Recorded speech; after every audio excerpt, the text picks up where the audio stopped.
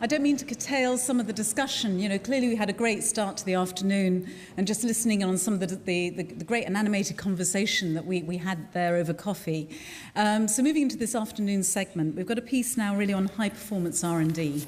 So I'm Jo Pisani. I lead PwC Strategy Ann's Pharma and Life Sciences consulting practice, where I focus a lot on new commercial models and new business models when it comes to pharma. So our topic for today is high-performance R&D. Now, we as PwC do a forward-looking thought leadership series. So it was in 2007 that we first wrote Pharma 2020. And I don't know if many people read that, but it was all around declining R&D productivity, how do we make it more efficient, how do we actually address some of the unmet needs that we're seeing, and how do we actually satisfy the needs of the payer. I think against all of those challenges, we've seen the industry just make tremendous inroads. I mean, if you look at the explosion of science that we've seen within the industry, and Sir John gave us a little bit of a glimpse of some of those things coming through. It's been fantastic. You know, we've got evidence of novel funding models and new evidence of collaboration. I guess the challenge we've got is if we're going to aspire to high-performance R&D, are we actually doing it at the right velocity and at the right pace within the assets that we've got? So are we really incentivizing R&D in the right sorts of areas? And are we really genuinely embracing these collaborative models that we in this conference have spoken about for the last several years in terms of better collaboration? So we'll be looking at how to deliver better medicines for a fraction of the time and cost currently associated, looking at novel technologies and things like biomarkers. And I think particularly acute in the context of what's happened in the UK in 2016, we were very lucky as PwC, so we supported Mike Thompson from the ABPI and Steve Bates from the BIA on the EU life sciences transition strategy, so really coming up with the negotiation points that the industry would want, but also really how to reinvigorate UK life sciences, and also helped Sir John Bell on the Accelerated Access Review. So we were delighted to see the Accelerated Access Review published, 3 weeks ago, and some of the principles outlined within that. So anyways, without further ado, I'll introduce the panel and I'll get them to really share their views as quickly as we can then. So we've got Duncan McHale. Duncan's from UCB Pharma, where he's Vice President of Global Exploratory Development. And he's responsible for the early testing of novel therapies in humans in collaboration with the New Medicines Therapeutic Area colleagues. Next to him is Chas Bountra, who I know very well. Chas is Professor of Translational Medicine at the Nuffield Department of Clinical Medicine, an Associate Member of the Department of Pharmacology at the University of Oxford. He also is Chief Scientific Officer for the Structural Genomics Consortium and previously had a role in Big Pharma within GSK. So I think we're getting a lot of different dimensions from Chas today. Next to him is Andy Jones, who regulars at this conference will know well. Andy's a senior leader in AstraZeneca who's moved regularly in his career between project management and a variety of functional line roles, giving him a wide perspective on the issues of working in Big Pharma. And then finally, David Hughes, who's Chief Technology Officer from CN Bioinnovations. Dr. Hughes joined CN Bioinnovations in 2010 as Head of Engineering, was promoted to Technical Director in 2013 with responsibility for the management of all in-house and collaborative research and development. So we'll just start off with some snapshots from each of the panel members on their perspectives on the topic of high-performance R&D. I'll then fire some questions to them, and then it's over to you. And I think we're really looking forward to, quite an interactive discussion with lots of participation from the audience. So please use the app to tweet, and we'll get indications when those questions are coming through, or go for the old-fashioned way at the end when I invite for questions. But I'll open it up pretty quickly. So Duncan, why don't you kick us off with your views? Thanks, Mr. Okay. I think as you've heard today and you're well aware, the sort of high attrition rate, the sort of volume clinical development and volume commercialization as a model is failing and is not sustainable. And I just wanted to sort of bring out a couple of things that we're doing at UCB to see how we can address that. So I'm going to start a little bit with the two most fundamental decisions you make in drug discovery and development is, one, what is the target? And then two, what is the patient population? So if we look at the target, where we're going with UCB is, as many companies have, we're sort of saying, well, how can we use the experiments nature has already performed for us to provide us with great confidence that pharmacology will actually provide some benefit? So we're looking at genetics, as many companies are, to identify those targets where you've got higher confidence of having a pharmacological effect that mimics the sort of phenotype you've seen in the genetic condition. But unlike many companies at this point, we're not going into genetics of complex traits and common conditions. We keep an eye on that. But if you actually look at that literature sort of rigorously. And people sort of say the lower attrition rates you get with genetically validated targets or genetically associated targets is actually pretty much all driven by monogenic rare diseases. And in the cancer space, cancers are pretty much monogenic or oligogenic tumors with sort of minimal complex trait genetics into it. So rather than go for complex trait genetics, we've gone to look for rare disease genetics, and we're looking for really rare phenotypes, really rare traits, which are likely to be genetic and which will give fundamental insights into biology of particular systems. So a clear example for us is the genetics of sclerosteosis, a very rare condition, most common in South Africa from a founder mutation. And in this condition, affected children actually quite often present with challenges of skull constraint, challenges with visual problems, challenges with hearing problems, and a lot of bony overgrowth. And then if you look at their siblings, what you tend to get is a group of people and their parents who don't fracture. They may play rugby, they may have high-risk sports, but they never get fractures. And these are families who've got increased bone density. And if you have a child who has a sort of recessive condition, that causes problems. But the heterozygotes, that actually doesn't cause problems, and you're sort of, as I said, protected from fracture.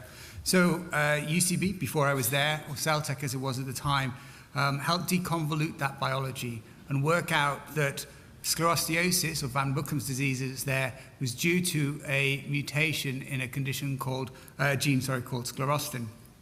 And so what that meant was that if you targeted sclerostin, which is a soluble protein, if you targeted that protein and reduced it, you could increase bone density. So that was used as a key into a treatment for osteoporosis. So that has gone on now and is actually in phase 3 at the minute. But there it's a clear example where you can use rare traits, rare genetics, to actually provide you with a target with high confidence of what your drug will do. And then you can find a condition where that mimicking that genetic condition would be a good thing. And here, postmenopausal osteoporosis was such a condition.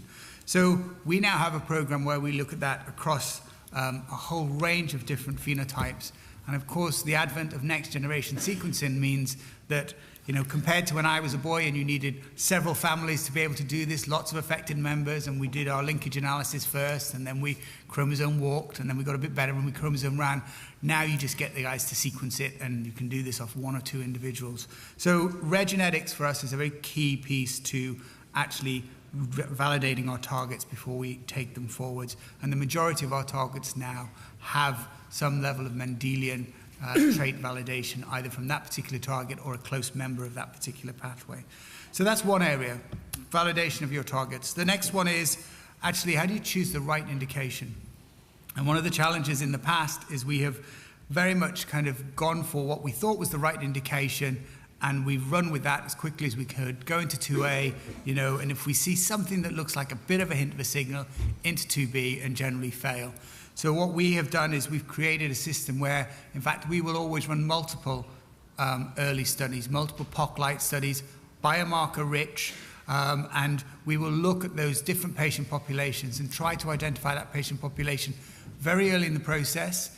We do accept it can slow down that little bit, and that does feel a bit frustrating at times, but it means that you can go into 2B and 3 with confidence. And in fact, then what we try to do is run phase 2B3 fusion type designs to try and catch up a bit of the space. But that's the area that we're also focusing on, is how can you find the right patient populations? And like a lot of other folks, we're doing a lot of adaptive designs.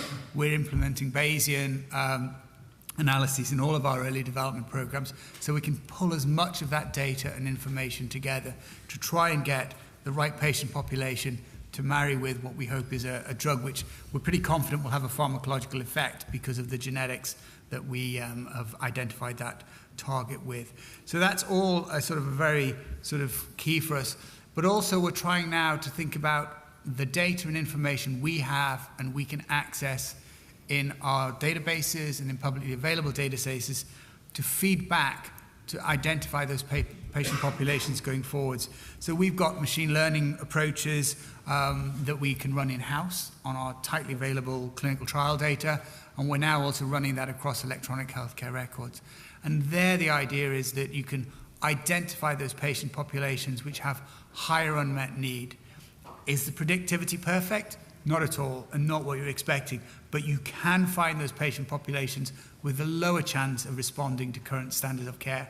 And that's the group that you want to test early in your development programs, because if you can do something for that group of patients, that's where you want to be. It's better for the patients. It will give you a faster route through to getting launched and to actually get to those patients. Hopefully your phase 2B and 3 programs will be smaller because the benefit risk will be greater. And you will use that as your justification as to why you don't need pre-approval as big a safety database as we might currently be looking at, where quite often we're looking at 3, 4, 5,000 patients worth of safety data before we even launch a product. But if you have a drug which has a really strong benefit, then actually, as a society, we have to learn to live with a little bit more risk and capture that true value data in the real world. And we think this is a sort of a very plausible strategy. It's a very sustainable strategy if we can make that work. That's great, Duncan. It's great to hear some successes there, particularly around that widening the hopper and sort of the fail-fast type mentality. I'll pick you up on that question later about how we live with the risk, by the way. Okay. Okay. Chaz, do you want to give us your view on this? Well, thank you very much, ladies and gentlemen. Good afternoon. And Joe, thank you for organising this. I'll try and give you a sense of what we do, but before I do that, I'll share with you why we're doing it, because some of you may think we're mad. So I think Joe summed up in her paragraph that what patients want, what carers want, and what society wants is they want better drugs, they want cheaper drugs, and they want them faster. Now, the problem we've all got, and we're all talking about it, the way we're currently doing drug discovery, frankly, it's too costly, it's too risky, and it's too slow. Now, of course, the buzzword always is innovation. You know, we want innovation. Everybody wants innovation. Academia does, industry does, patients want novel medicines. Now, when we talk about innovation, we're saying we want novel targets. We need novel assays. We need novel biomarkers. We need to explore novel modalities. We need novel ways of stratifying patients. We need novel processes. We need novel pricing strategies. And of course, novel means more risk, etc. So that's a bit of a background. So let me just share with you what we've been doing to try and respond to this. So basically 4 things. First of all, what we've done is we have pooled resources. So we currently have had a lot of funding from the Wellcome Trust. So the Wellcome Trust, in fact, have put close to £60 million into my lab in Oxford. £60 million. We get funding from 8 large pharmaceutical companies. Each of them have given us 5.4 million euros. We're now working with 5 different patient groups. We've got funding from government agencies, and we've also got funding from philanthropy. And so what we're doing is we're pooling these resources to share risk. The second thing we do is that we only work on completely novel targets. I'm not interested in working on targets that people have been working on for 20, 30 years. We want to open up new biology, new pathways, new targets for drug discovery. And in fact, many of the targets we work on are targets that people think are intractable, they're undruggable, they're impossible. We work on those deliberately because I believe our job in academia is to drive innovation. And what we do for those novel targets is we generate high quality, novel reagents. So we purify the human protein. I'm not interested in mice and rats, it's always human. We generate assays for that protein. We work out the structure of that protein. We generate small molecule inhibitors for that protein. And we also generate antibodies for that protein. Now, these reagents are incredibly high quality, not because we're clever. They're high quality because we're working with these 8 large pharmaceutical companies. We're accessing their expertise, their infrastructure, their resources, like medicinal chemistry, like developing assays, etc., etc. So we work on novel proteins, generate novel reagents to drive innovation. The third thing we do, and this is probably what makes us most unique, is that all of these reagents, which essentially are starting points for drug discovery, we make those freely available. We give them away to anybody in academia, anybody in biotech, and anybody in pharma, because I believe that's the best thing I can do to catalyze science and catalyze drug discovery. Now, you can imagine the consequence of that is that every academic who comes into my office wants to collaborate with us because they know I've got no secrets. I'll share all of our know-how, all of our expertise, and all of our reagents. That transparency is great for collaboration, it's great for science, and it's great for drug discovery.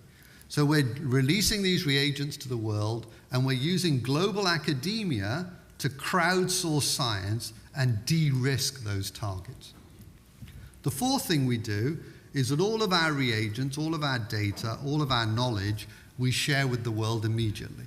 Even before we've started writing any manuscript, we share it with the world because we're trying to reduce duplication and wastage.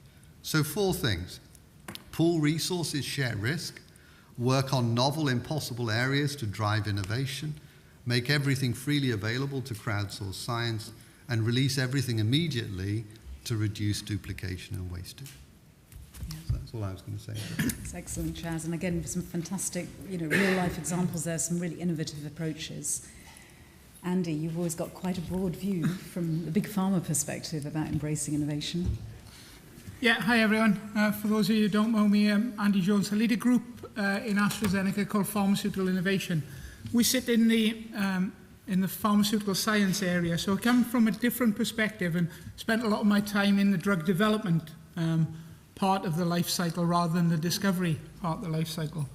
The group I lead now has some interesting accountabilities. We're accountable for identifying the areas of science and technology where we think we can invest to speed up drug development and create better products. We're accountable for our innovation, insight, and intellectual property processes. And then we have an interesting responsibility in that we act as an incubator for areas of innovation that haven't found a home, a natural home in the business yet.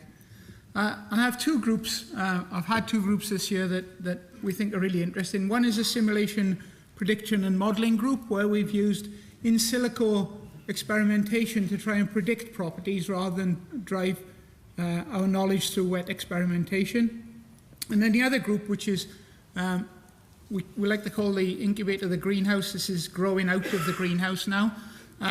It's a digital health group. So the goal of the digital health group was to see how we could create digital tools that would allow patients to optimize the use of our medicines to maximize their benefits.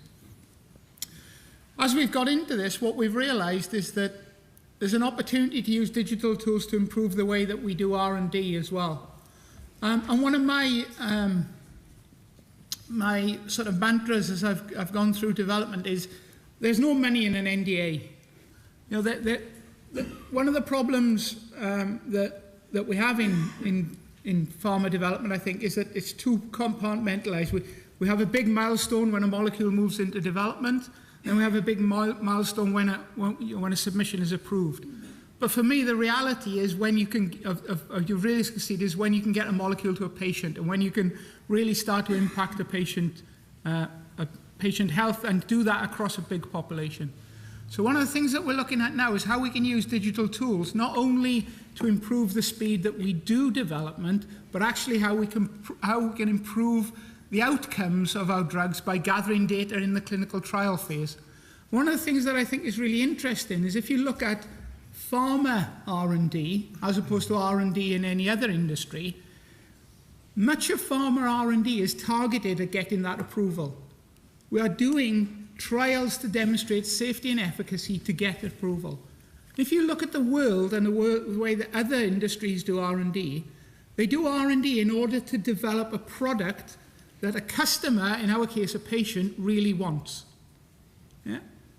And they provide that service to the customer of something that they really want.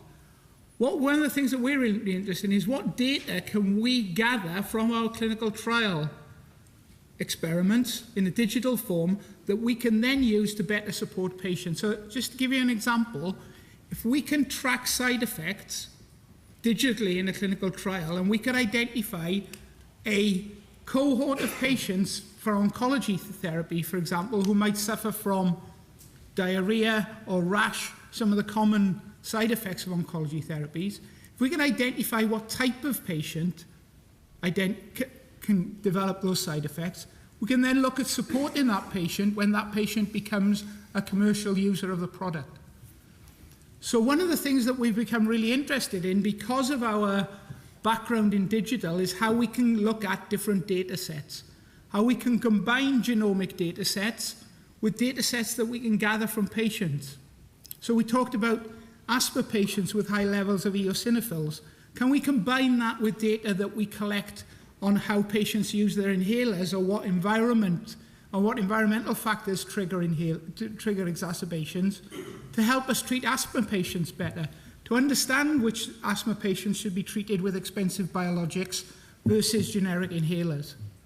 So one of the things that I think is going to be incredibly powerful going forward and will drive a step change in R&D productivity is how we combine the data sets that are available to us as proprietary data sets with other data sets. And I'm known for being pathologically optimistic. I actually don't believe that the healthcare companies will the tech companies will step into the healthcare space. I believe that the real value here will be in deep collaboration between tech companies and healthcare companies where we bring our experience and they bring their experience, that we can data mine, understand the data sets that exist and predict better outcomes for patients. Yeah, okay, that's great. Thanks for that, Andy. David, over to you. Thank you. So my name is David Hughes. I work for CM Bioinnovations, and we're a small company. We were spun out of Oxford University in 2008, and we're a maker of what they call human organ-on-a-chip products. So essentially advanced in vitro tests for drug discovery and preclinical work. And what I wanted to talk about today was how I think that improved preclinical tools can assist in improving the performance of R&D overall. And I'm going to exemplify that with our own field of human organ on a chip and then move on to some slightly broader perspective on this. We like testing things on human cells because we believe that's a highly relevant thing to do. But you know, we're in a hard field, and the pharmaceutical industry has and continues to do a large amount of animal testing. And I wanted to say a little bit about this. Now, first of all, not to say that testing on animals is at all not to be done, and it has led to some excellent innovations. But to give some stats around this, the NIH, 47% of funding by the NIH features some component of animal testing. And this is a market that makers of novel tools like us would like to break into, but I think that stat just illustrates how well embedded existing processes are in the pharmaceutical industry and perhaps how difficult it is to get a new tool into this kind of market. So just to say a little bit about the kind of technologies we work with. So what we do is we take human cells and we put them in an environment in which we hope that they accurately recreate the physiology and pathology of human health and human disease. And this is an area that's had increased funding in recent years. So there's been funding from the European Union, the NIH, and DARPA, and indeed we're part of a DARPA-funded consortium which aims to build a human body on a chip.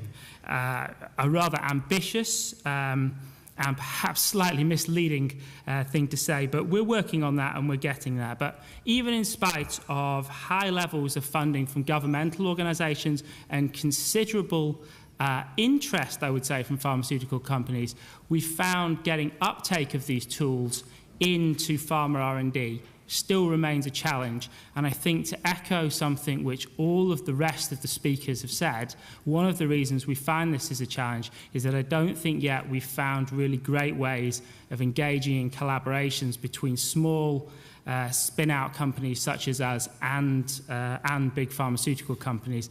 And I think that that is an area that really working on more closely will assist us in getting these what we hope to be novel tools into the hands of the right people and ultimately helping to develop some better medicines. So whilst I'm passionate about human organs on a chip, I don't think that they're going to solve all problems. I'm not naive in that. And really, I think the opportunity for new tools is really, in fact, in the synergy of many of the exciting new preclinical and discovery tools that are coming out of universities and pharmaceutical company research labs, and in bringing those kinds of tools together to enable a holistic approach to the problem. So we have things like CRISPR for gene editing, we have stem cell derived lines to create models, we have the vast amounts of clinical and genomic data which are being brought together in, for example, the genome projects we heard about earlier. We've got omics type work which is opening up a wide array of information that wasn't available previously, and we also have the ability to bring these data sets together through modelling. And I think really for tools in this area to make a considerable impact, there has to be an integration of all of these parts together, because I think it's only through integrating these parts together we will be able to achieve a deeper understanding of the biology, which will enable us to pick better targets and ultimately to have a more productive R&D process. Okay, that's great. Thanks a lot, David. So I hope you agree with me. I think we've seen some really interesting ways in terms of challenging the traditional R&D model, right from the science to the open innovation, more collaborative parts, to actually looking at innovation in the service delivery being enabled by things like organs on chips. I guess I was going to mention this question on risk, because I guess all of these and any innovative step with it carries a degree of risk. Be it risk in terms of taking a lot of products through into into phase 2A, be it risk in terms of giving away your IP and where the money might lie. Andy's risk, I guess, would be, you haven't got the IP of a molecule to protect you there. It's almost the proposition of a service around that. So really interested in the panel's view about how we can manage risk, or ideally embrace risk and use it to our advantage. So Duncan, did you want to kick off? So yeah, I mean, the aspect I'm going to pick up is risk in terms of benefit risk assessment for patients, risk in terms of patients.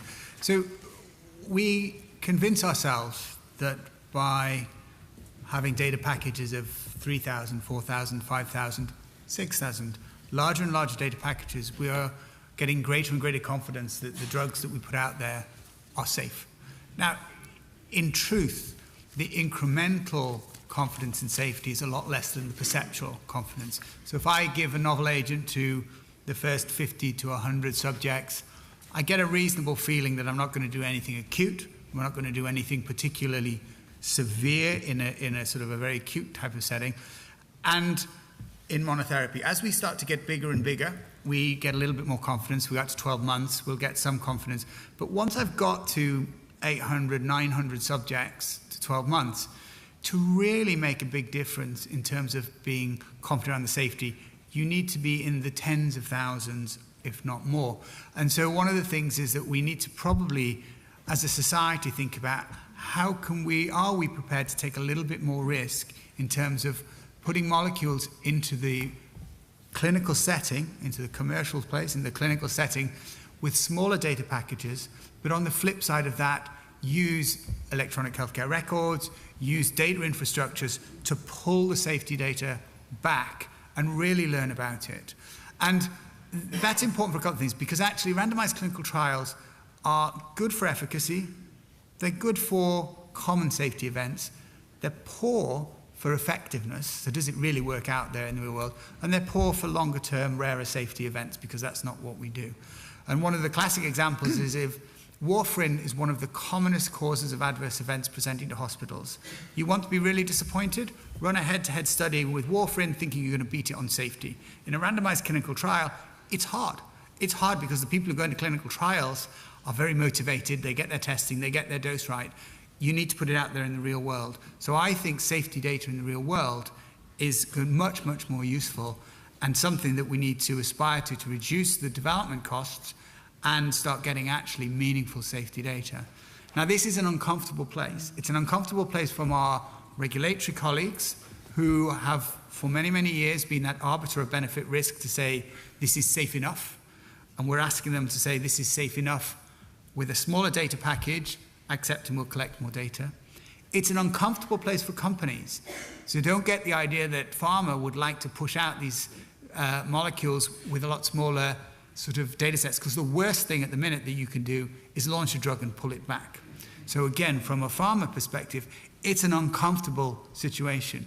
But from a patient perspective, from a sustainable biomedical research, new assets perspective, I think it's where we need to go. As a society, we need to get more comfortable with that little element of risk there and sharing our data more to truly understand the benefit risk in the real world, because that's what we care about. Most people are treated in the real world. The benefit risk assessments from a phase 3 randomized controlled trial are useful, but ultimately they're not what you need. Yeah, okay, that's great, thanks. Chaz, did you want to comment?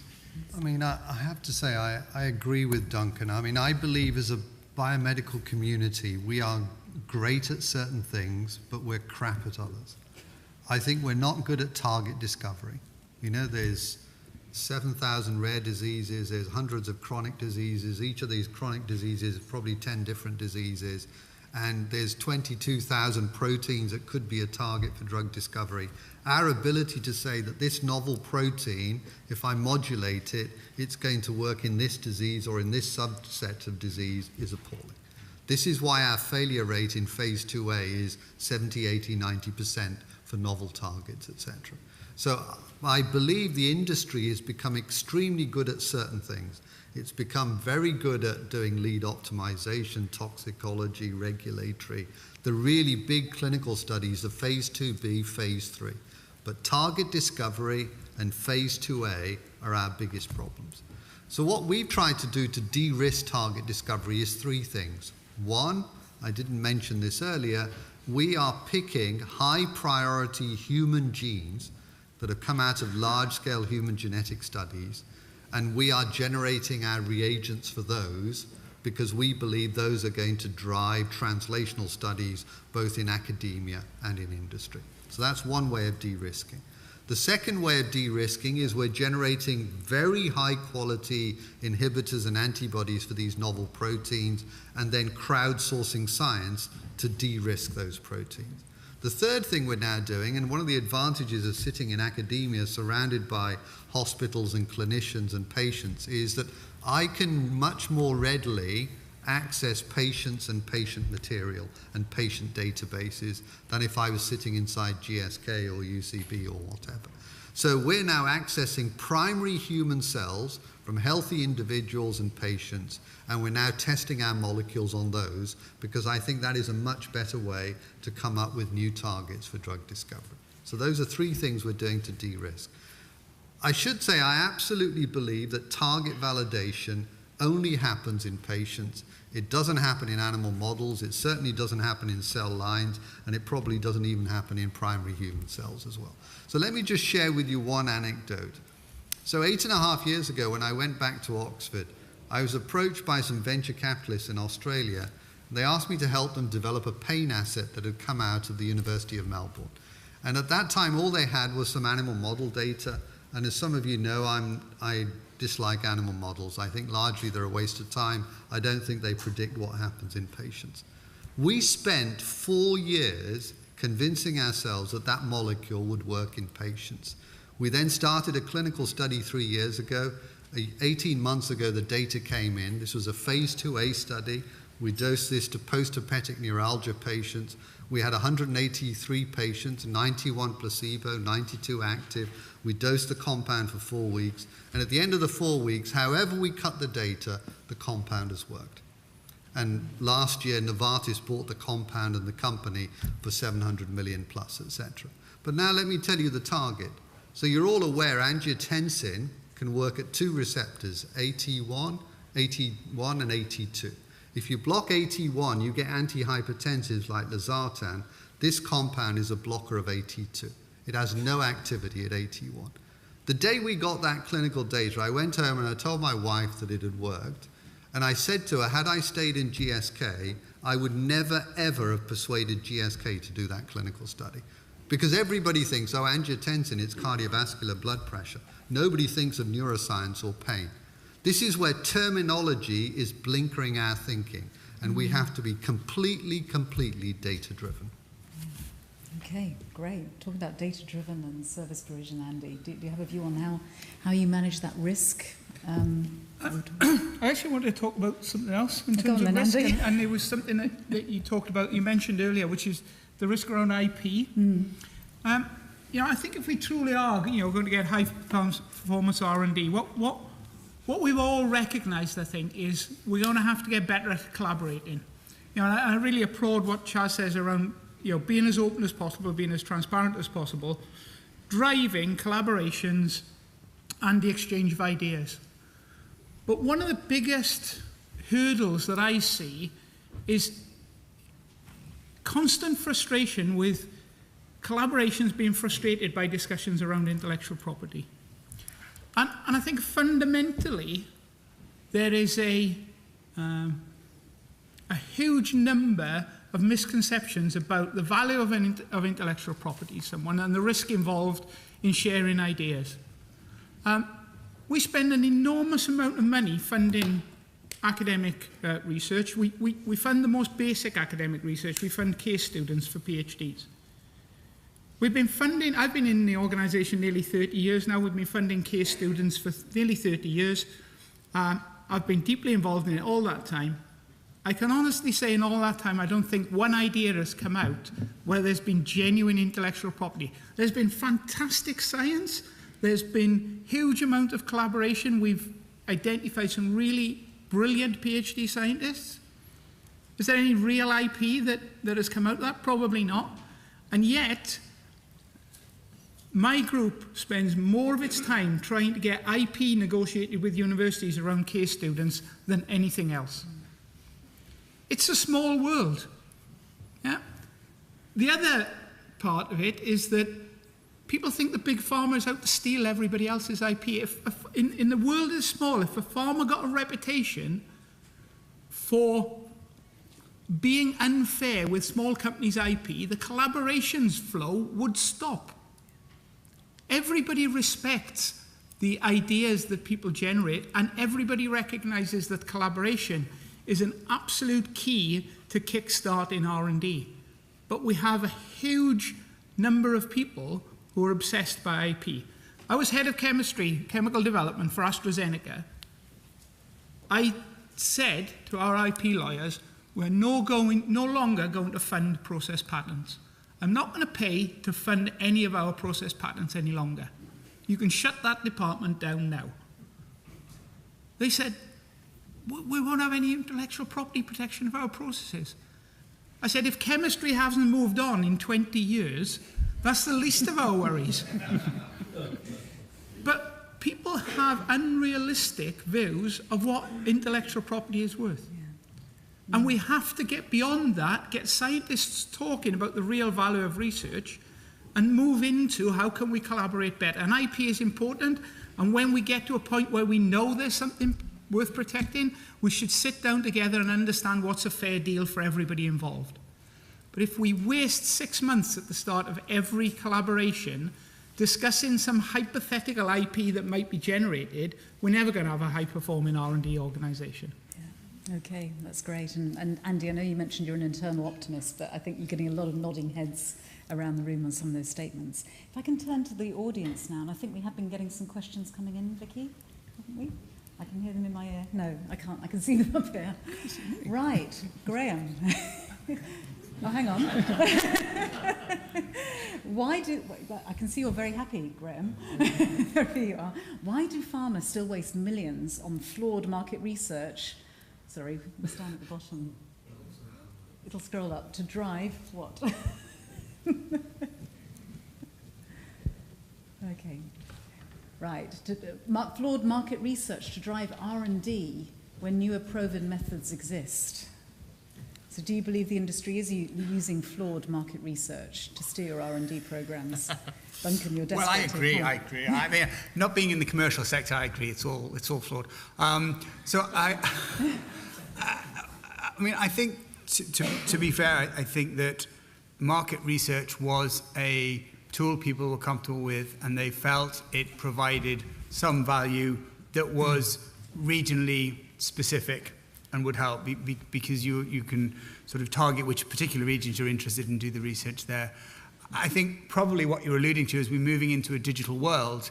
Actually, you can pick that market research up in many different ways. If it's harder endpoint type work, can you do it through electronic health records? Can you do it through claims databases? Is there ways you can do it that way?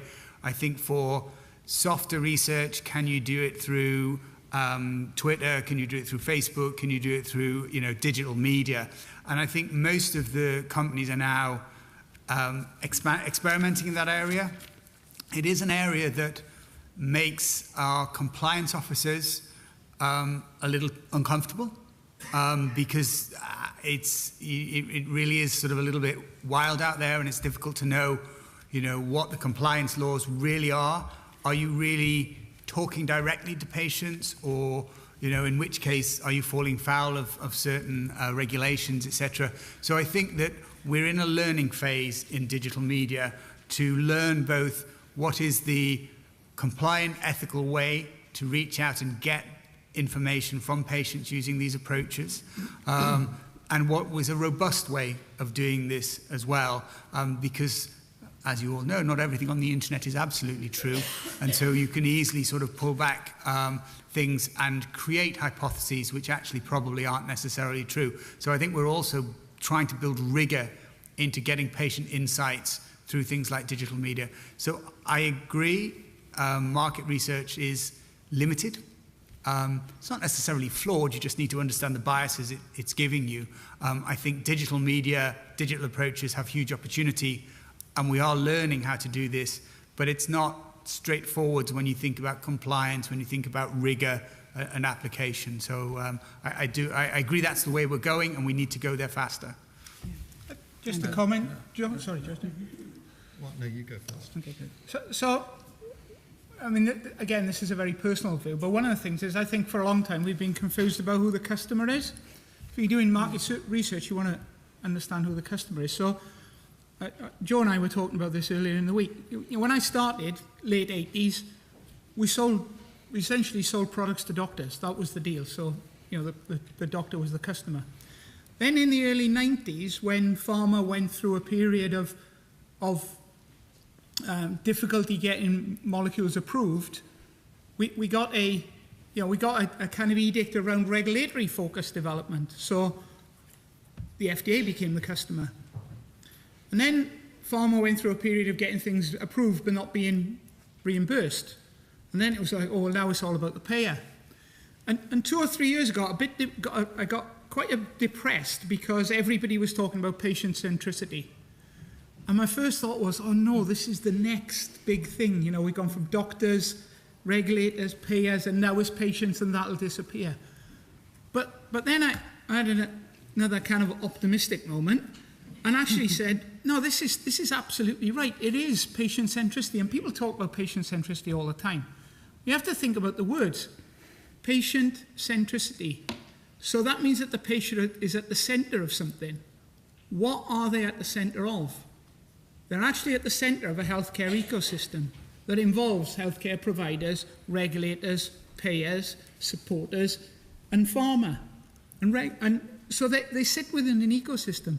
So one of the things I think in the past we've been confused about the customer is, and if you're developing a product, you don't just have to think of what it means for one person in that ecosystem.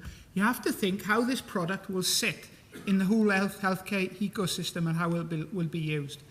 And I think once we get into that mode, we'll be a lot better at designing the products that will actually get used. Yeah. So, I mean, I grew up in GSK, and this is a company that's made a fortune in the respiratory area. They've sold beta agonists and steroids for decades, etc. And I remember in the early part of this century when they were launching a combination product, basically a long-acting beta agonist with a long-acting steroid, Seretide, those commercial forecasts were wrong.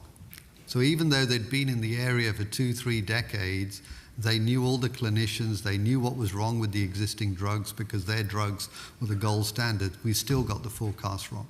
Now the future is we're going to develop products for newer diseases, rare diseases, subsets of disease. We're going to be paying for outcomes and not products. We're going to have products where we charge different amounts in different countries, etc. I think the future is just getting more complex, and frankly, my confidence in commercial estimates will be even lower. Right, no, I think that's absolutely fascinating in terms of that view. And I guess, when we look at it from an investor perspective, we did a piece of work earlier this year where we saw a lot of venture capital money was almost going into the sort of the safer areas, I guess, where there was almost a herd instinct of saying, yes, we can understand this. So all the money was going into immuno-oncology and also in CNS, but really it was into Alzheimer's and Parkinson's, still highly neglected areas such as depression that weren't really covered from CNS. And things like musculoskeletal were actually very poorly invested. So Duncan, it's great to hear what you're doing in that area as well. Maybe I'll open it to the audience now, just to try and keep people on their toes and steer the mic. So we've got a lady in the middle there, and then we'll go to this gentleman over here. So perhaps the lady in the middle first, and then we'll come to you, sir. Good afternoon, Sylvia Lobo. A philosophical question for you. Do you see a difference between high-performance R&D and optimal performance R&D? And if so, what does that look like, and how do we rebase?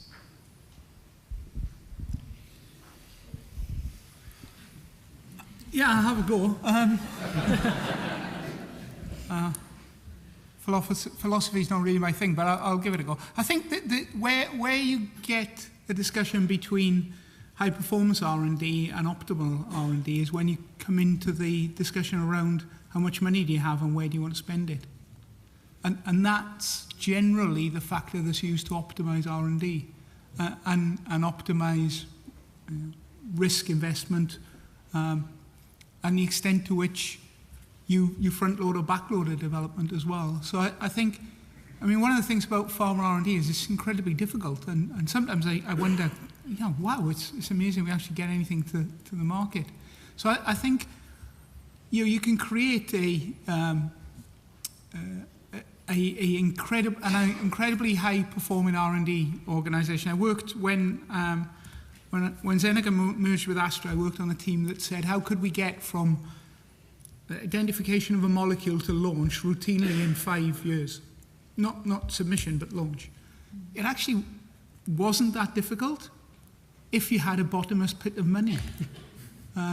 So I think the thing where the interesting discussions around high-performing versus optimal come around the discussions of when you invest in order to accelerate. So we were talking about the supposed demise of pharma and the low performance of R&D. We just launched a lung cancer treatment, Tagrisso. We got it from phase 1 to launch. Can't remember the numbers now, but it's less than 4 years. It's the fastest development I think ever, but I wouldn't claim that, to be honest.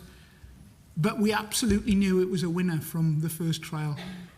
Actually, I was involved in the development of Cresto. We knew from the first trial it had a better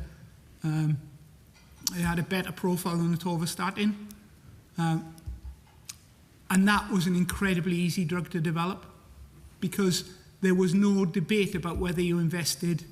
We knew there was a $5 billion market. We knew that we had a differentiated product, so you could really perform in those cases. But it's optimal R&D is around understanding the risk and when to invest. And for me, that's when you get into discussion about high-performing R&D versus optimal R&D. Yeah. But Andy, just to be provocative, I think 10 years ago, I would have said they were, maybe 15 years ago, they were potentially different. I did work for Pfizer here, for my Pfizer colleagues, so I'm not taking the name in vain. I would have said Pfizer in the 90s and early 2000s was an optimal R&D organization. It took molecules which were flawed but were precedented mechanisms. It made great drugs. It sold them. I don't know that I would have said it was necessarily high-performing research side of that, because I think a lot of those were precedented. The chemistry was great, biology less so. But it was optimal because it took those pieces, fixed them, and drove them to patients very effectively, very efficiently. Merck, you could all argue, was more on a sort of science, less on the commercial side or that side of it.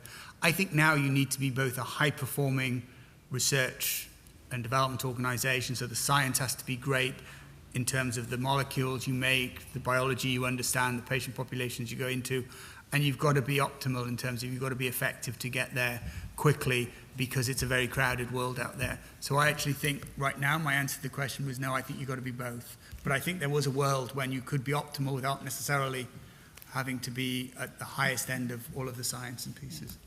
Well, I'm not convinced I agree with Duncan. I mean, as an industry, let's face it, we've not had a new drug for Alzheimer's since 2002. We've not had a new antibiotic since 1984. And some people argue we've not had a new drug for psychiatric disease for the past 3 or 4 decades. Our failure rate in phase 2A for completely novel targets is anywhere between 70 and 90%.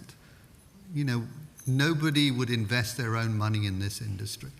And this is not a high-performing industry.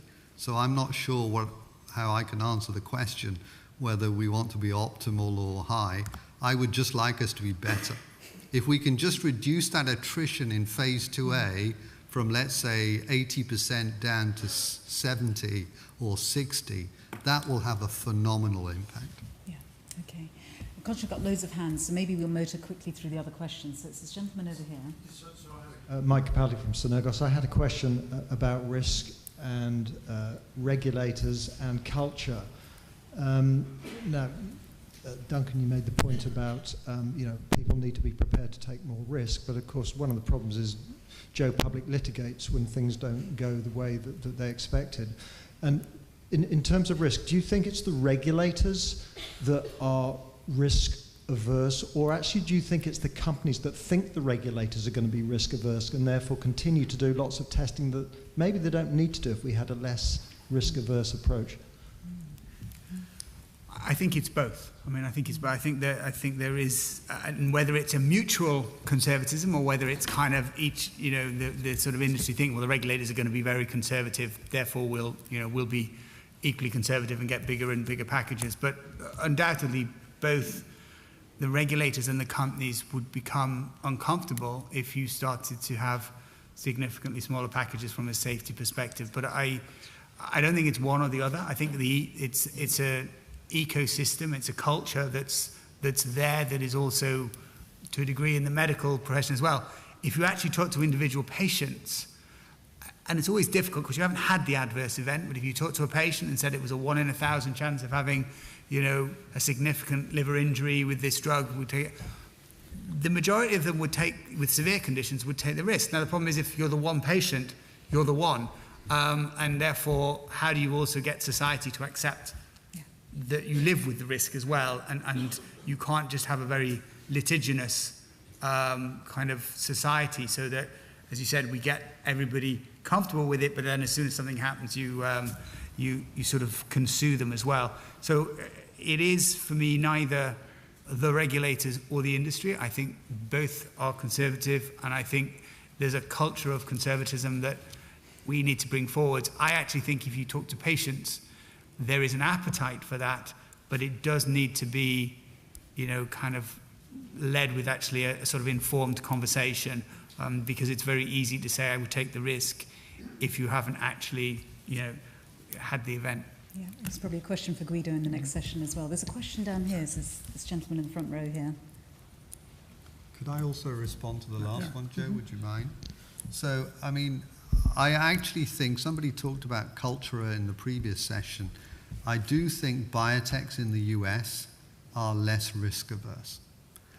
Secondly, I think when we make decisions by committee, we always end up with mediocrity. You will never end up with the extremes, the really risky stuff. I absolutely agree that society, I think, are unreasonably expecting squeaky clean drugs. And we as scientists know there's no such thing. If I took a teaspoonful of salt every day, that would have consequences. And we know that when we take drugs, we're basically managing the intake of a poison. So I was very disappointed when Vioxx had to be pulled from the market. I think Merck got themselves into a corner, but I think that drug clearly has no has no GI risk, but it had a cardiovascular risk. But the cardiovascular risk is the same as all the non-steroidals that are still on the market today. Yeah, no, that's right. Okay, let's go in front row. Hi, I'm Sampreet Ramachandra from Fresenius Kabi. And I want to build on some of the points that you faintly touched, Joe and Chas. And I want to direct this question to somebody who is outside the industry, better still, someone who has stepped out of the industry. when you meet R&D professionals, it's very easy to hear about things like oncology or unmet needs in orphan drugs. You very rarely hear about things like pain, anesthesia, analgesia, where there hasn't been a new drug in the last 3-4 decades. There have only been small modifications. So when we talk about R&D performance, not just better, cheaper, or quicker, how do we align R&D efforts in terms of with the societal or patient needs, and away from just pure economic returns that the industry expects? Or for such innovation, would we have to just rely on white knights such as yourself sitting outside the industry? So I think one of the things that really worries me is that in biomedicine, there is massive duplication. There are so many academics, so many biotechs, so many farmers. They're all working on the same few ideas. They do this in parallel. They spend 6-7 years coming up with a proprietary molecule, and when they go into the clinic for the first time with a novel target, we know the failure rate is anywhere between 7 out of 10 or 9 out of 10. Most of our early ideas failed. It is a waste of money, it's a waste of people's careers, and actually it's a waste of patients. And you could argue it's ethically and morally wrong. So that's one comment around duplication. I think your comment around patients is incredibly important. Patients in the future are going to be great influencers on governments as to where they invest their research dollars. And they will also be heavily involved in terms of which drugs to pay for. You know, I think one of the lessons, just a few days ago, I was saying to Joe just in the break, I had dinner with David Atschuler last week. So David is the head of R&D at Vertex. So Vertex have largely spent most of their R&D money on cystic fibrosis. And they got a lot of money from the Cystic Fibrosis Foundation, a great partnership. But you know, that gene, that transporter, we learnt about that in 1989. And Vertex launched the first drug in 2012. 23 years it took us to get a drug to the market for that one condition. We talked a lot about genetics. Huntington's disease, we know the protein, we've known it for more than 2 decades, where's the drug? You know, ApoE in Alzheimer's, we've known about that since the early 90s, where's the drug? The sodium channel blocker for pain, NAB1.8, the genetic data is really strong, where's the drug? I think we need to make this process a lot faster. Okay, thanks for that. Now the red light's flashing at me at the moment, so I'll sum up just now, and I will ask each of the panel members just to give their final word of advice to each of the companies in the room here, just as a quick one sentence, but I'll attempt to sum up. And I mean, I was very much buoyed up about this conversation. I think Andy's optimism must be infectious. As Mike pointed out earlier, you know, key to the UK really surviving through Brexit and thriving is to make sure we really make the most of the UK assets that we have in life sciences. And I think we've seen great evidence today about how that approaches. So we've seen, you know, innovation in terms of science, particularly with adaptive design and the role of digital pulling it through. Chaz talked about very innovative innovation models around pooling resources, giving away reagents and sharing IP immediately within that. Andy talked about innovative service design and putting the patient at the centre. And then clearly David's got the innovative clinical tools to help drive that, and also really another plea for effective collaboration. I also heard very strongly the plea to be better about this as well, and I think that's probably something that we can all embrace and drive on. So I think in terms of you know, as a panel session, I hope you found it as interesting as I have. I'll each of the panel members now one word of advice about how to get to high performance R&D, or at least optimizing R&D, to the lady's question here. So Duncan, a soundbite, please. Okay, you've hit a little bit of maybe doom and gloom wasn't meant to be. I think we are near of huge optimism and potential. The biology we understand is progressing so rapidly, so fast, versus, you know, where we've been in the past. When I started this industry, it was small molecules and kind of proteins were just about there. If you look at your potential therapeutic options now, small molecules, antibodies, cells, you know, peptides, nucleotides, the tools we have to be therapeutics is just sort of infinitely better than it was 15, 20 years ago. And the information technologies around being able to tie together information and create knowledge out of it is just unbelievable in terms of how fast that's going. So I think we are in an area of incredible potential. But I think the winners will be the ones who can collaborate the best, share bravely, and actually move forwards with therapies which will really make a big difference to patients, because nobody is going to be good enough in all of these areas, but there is huge potential out there. So I think collaborate bravely. Great. Collaborate bravely. Chaz. So just to follow on from that, what I would like to see happen a lot more of in the UK, and I think it happens in the US, is that people work in academia and then they'll go and work in Novartis and then they'll go and set up a biotech and then they'll go back to MIT. And I think that's the sort of stuff that we want. And I think if we did that, we would understand each other's perspectives better. I think collaboration would be easier. I would advocate more open collaborations. It allows us to leverage a lot more resource and share risk and make the whole process faster. I think there are certain things that I would do less of. Less animal models, be less risk averse, and less decision making by committee. Great, thanks for that. Andy?